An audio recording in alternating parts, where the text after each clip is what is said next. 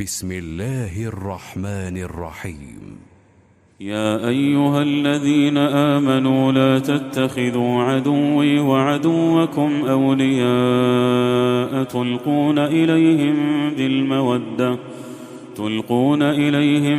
بالمودة وقد كفروا بما جاءكم من الحق يخرجون الرسول وإياكم أن تؤمنوا بالله ربكم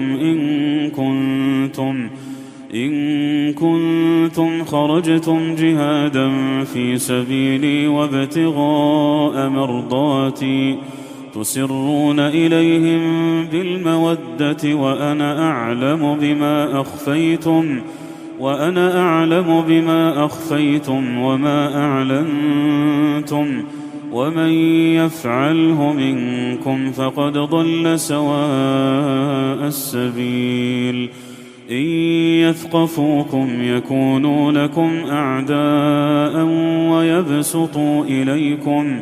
ويبسطوا إليكم أيديهم وألسنتهم بالسوء وودوا لو تكفرون لن تنفعكم أرحامكم ولا أولادكم يوم القيامة يفصل بينكم والله بما تعملون بصير.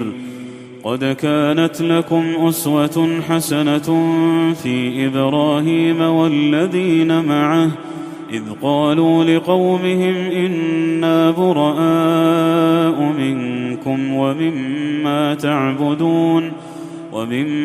تعبدون من دون الله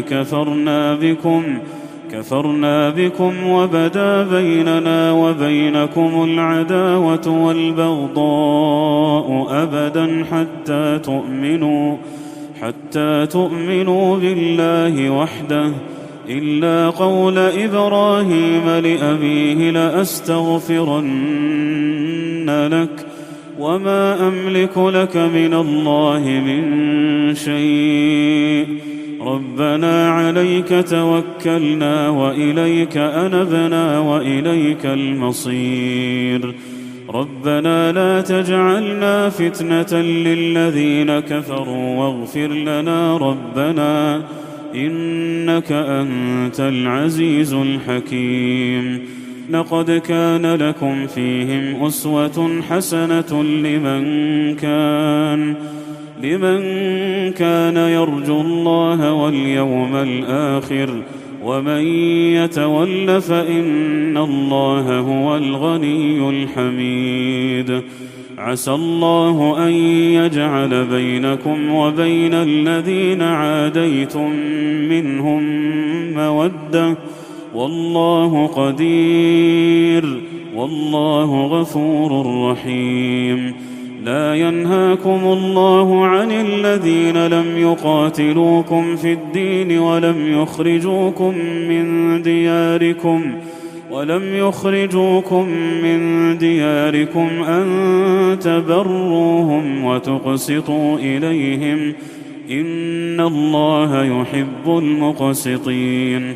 إنما ينهاكم الله عن الذين قاتلوكم في الدين وأخرجوكم من دياركم وظاهروا على إخراجكم أن تولوهم ومن يتولهم فأولئك هم الظالمون. يا أيها الذين آمنوا إذا جاءكم المؤمنات مهاجرات فامتحنوهن الله أعلم بإيمانهن فإن علمتموهن مؤمنات فلا ترجعوهن إلى الكفار لا هن حل لهم ولا هم يحلون لهن وآتوهم ما أنفقوا ولا جناح عليكم أن تنكحوهن إذا آتيتموهن أجورهن ولا تمسكوا بعصم الكوافر واسألوا ما أنفقتم وليسألوا ما أنفقوا، ذلكم حكم الله يحكم بينكم، والله عليم حكيم.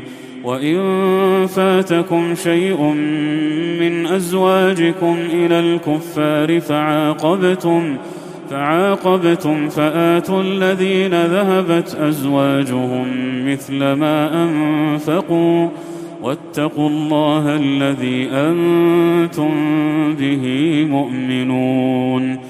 يا أيها النبي إذا جاءك المؤمنات يبايعنك على ألا يشركن بالله شيئا ولا يسرقن ولا يزنين ولا يقتلن أولادهن ولا يأتين